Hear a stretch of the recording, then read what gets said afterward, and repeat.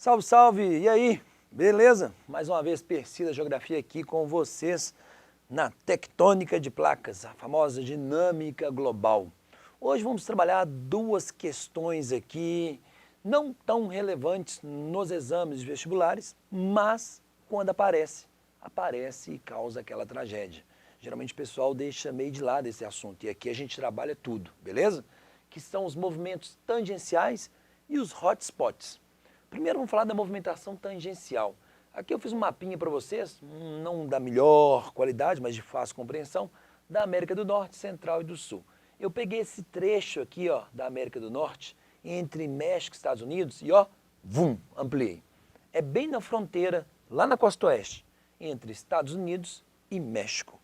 Aqui nós temos o Oceano Pacífico, e aqui, mesmo estando no México, o famoso Golfo da Califórnia. Por favor, não confundam o Golfo da Califórnia, que é no México, com o Golfo do México, que é lá no Oceano Atlântico. São duas coisas completamente diferentes. Digo isso porque aparece muito em prova.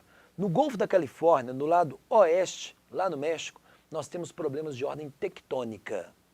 No Golfo do México, lá no Oceano Atlântico, nós temos muitos problemas de ordem atmosférica, os famosos furacões. Mas caso apareça na sua prova aí, ó, costa oeste dos Estados Unidos, região da Califórnia. É uma região marcada pela grande ocorrência de terremotos. E se te perguntarem o que causa os terremotos lá na Califórnia, associados a movimentos tangenciais.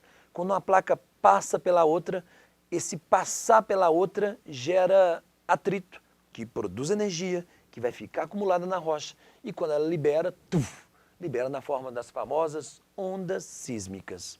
Nessa região da Califórnia, nós já tivemos no ano de 1906 um dos maiores terremotos da história dos Estados Unidos. Destruiu praticamente toda a cidade de São Francisco. E também é nessa região que eles esperam, eles têm uma previsão não muito certa para daqui uns 30 anos, a ocorrência de um grande terremoto que eles chamam de Big One, o grande e único. Eles acreditam na possibilidade, inclusive, da ruptura dessa região aqui da Califórnia. Aqui você tem a placa norte-americana tangenciando a placa do Pacífico. E essa movimentação tangencial gera a famosa falha de Santo André ou a falha de San Andreas, que é uma falha transcorrente fruto dessa movimentação tangencial entre as placas. Então apareceu a região da Califórnia, lembra da grande ocorrência de terremotos associados à movimentação tangencial. O Big One, que é uma previsão aproximada, que eles monitoram a região com vários sensores, calculam o ponto de ruptura das rochas, o grau de resistência, e eles estimam um momento aproximado, não muito específico. E o terremoto de São Francisco em 1906. Agora, uma outra região do planeta, aqui, ó, outro exemplo, onde nós temos também uma movimentação tangencial, e essa chama atenção para a comunidade científica, é na Turquia. A Turquia fica ali na transição entre a Europa e a Ásia, ali onde nós temos o famoso Mar Negro, ali no Estreito de Bósforo, no Mar de Mármara, ali nós temos uma falha, que é a famosa falha da Anatólia Norte. Ela começa ali, desce, passa por Israel, chega até a África.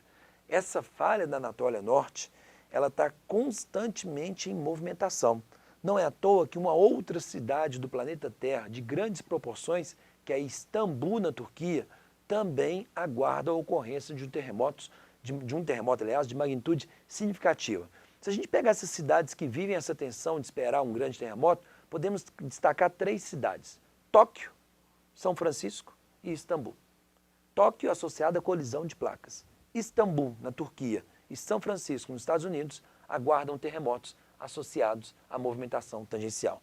Esse aguardam, entre aspas, ninguém sabe nem o dia e nem a hora.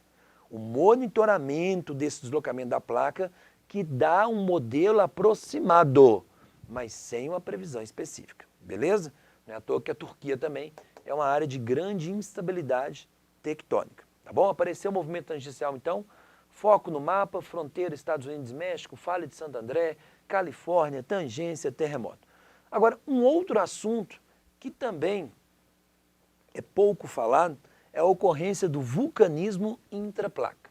Aquele vulcanismo que nós estudamos, vulcanismo de separação no Atlântico, vulcanismo de colisão nos Andes, ele aparece com mais frequência.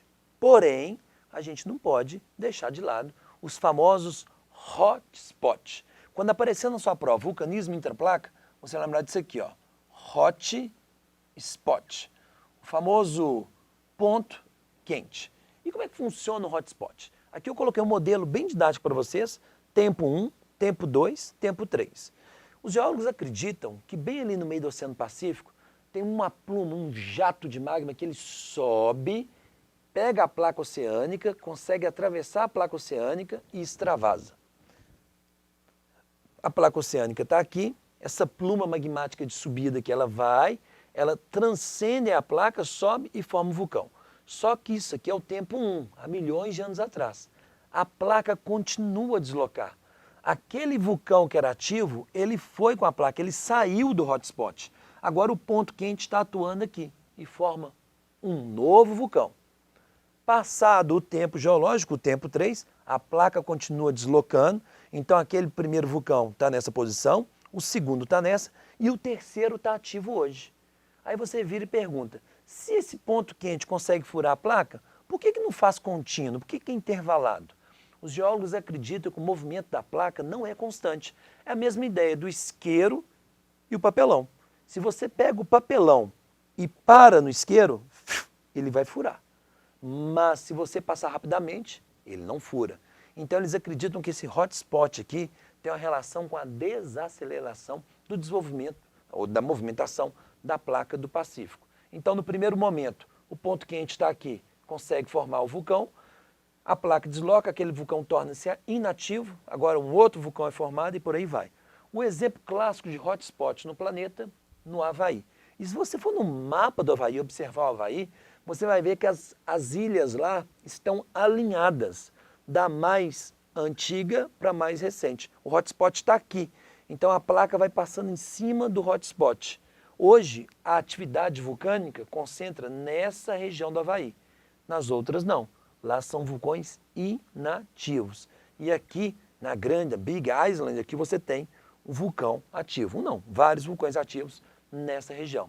Além do Havaí, exemplos de antigos hotspots. O arquipélago de Galápagos, pertencente ao Equador, foi formado por hotspot. E mais próximo da gente aqui, a ilha de Fernando de Noronha. Então apareceu hotspot, lembra, vulcanismo intraplaca, um processo típico do Havaí, um processo associado a anomalia no manto, que até hoje a geologia não sabe ao certo explicar o porquê. E acredita que essa subida do magma naquele ponto cria um hotspot. Agora, nós temos também um famoso hotspot em áreas continentais, lá na porção oeste dos Estados Unidos, na região do Parque de Yellowstone, no estado de Wyoming. Ali você tem um ponto quente debaixo da placa continental e ela já está arqueada. Esse arqueamento repleto de fraturas. Então, até quando a gente visita o Parque do Yellowstone, uma das grandes atividades lá turísticas é visitar os geysers, aqueles poços termais com aquelas cores múltiplas em função das reações químicas provenientes do material magmático com as águas da superfície e também a atividade vulcânica que é muito intensa naquela região, tá bom? Então apareceu hotspot, vulcanismo intraplaca e movimento tangencial, movimentação tangencial entre placas associando à grande ocorrência de terremotos. É isso aí, um abraço e até a próxima.